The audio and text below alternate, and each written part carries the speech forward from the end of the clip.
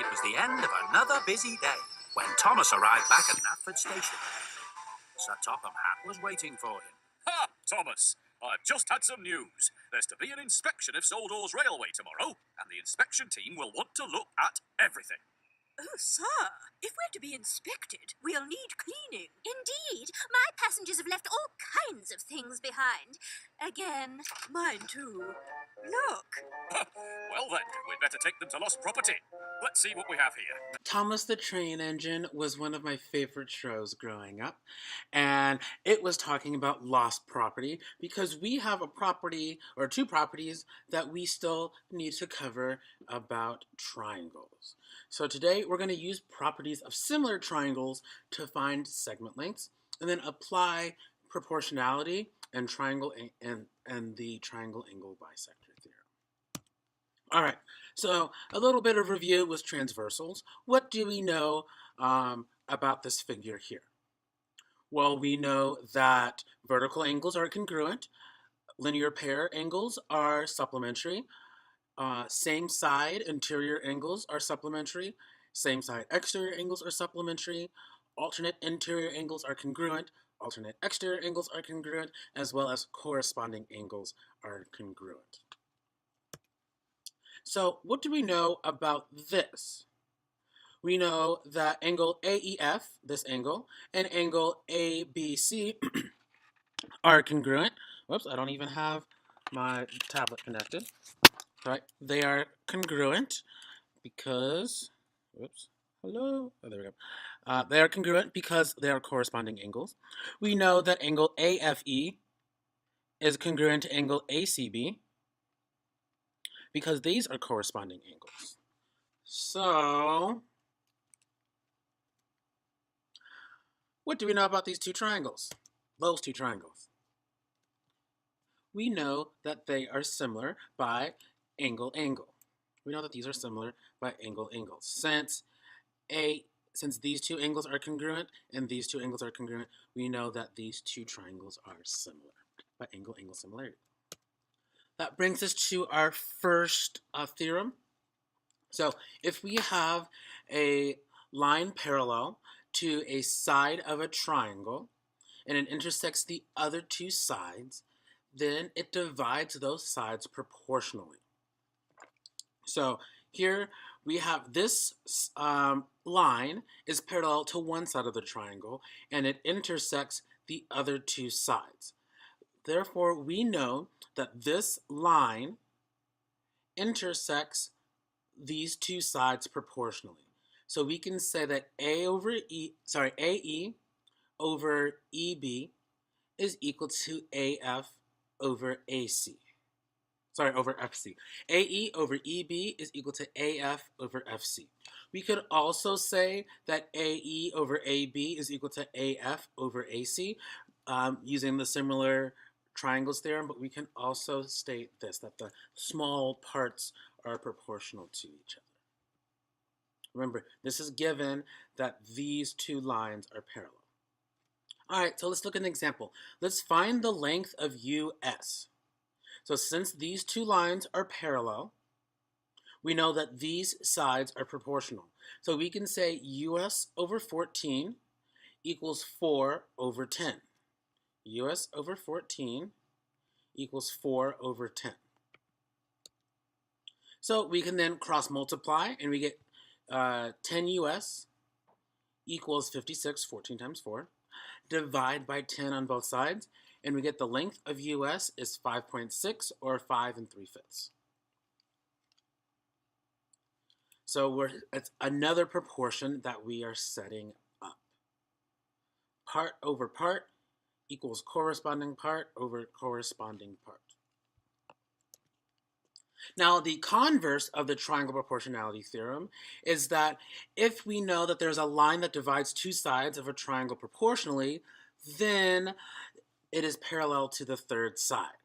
So it's basically, just the reverse. Converse is if conclusion, then hypothesis. So now it's if AE over EB is equal to AF over FC, then we know that the lines are parallel. So far, typically when we're looking at converse theorems, The converse theorems are proving the lines parallel, just like converse of alternate interior angles theorem or converse of same side exterior angles theorem. They're always proving the lines parallel. So the converse proves the lines parallel. Let's take a look at an example. So we need to verify that DE is parallel to BC. We need to verify this. So to do so, we need to see if the sides are proportional. Is 10 over 15 is AD over DB, is it going to be equal to AE over EC? So 10 over 15, is it equal to 8 over 12? Well, they both equal 2/3. So yes, since these are proportional, we can say that DE is parallel to BC by the converse of triangle proportionality theorem. And then now let's say another kind of corollary or auxiliary to what this is the two transversal proportionality. If 3 or more parallel lines intersect two transversals, then they divide the transversals proportionally. So that basically means the lines in between any two parallel lines are going to be proportional. So in this case, AC over CE is equal to BD over DF. So this is our application, and this is a picture in 1-point perspective, and basically to make it look like these trees are the same height going along a road, you have to make sure, and that they're all leading to a vanishing point. We can create these parallel lines, create kind of spaces in between, and so these lengths are all proportional to each other. So we can find the length of LM by doing KL over LM equals AB over BC. So 4.9 over LM equals 4.5 over 2.6. So we know that LM is going to be a little bit more than 2.6. We can do some cross multiplying, and we get 4.5 LM equals 12.74. Divide by 4.5 on both sides, and we get that LM is 2.8 inches, approximately 2.8 inches. So again, since we know that these lines are parallel,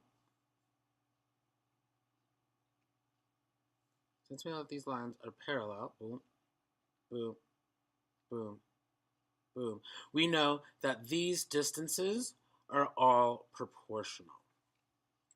So to find MN, we can use KL over MN equals AB over CD.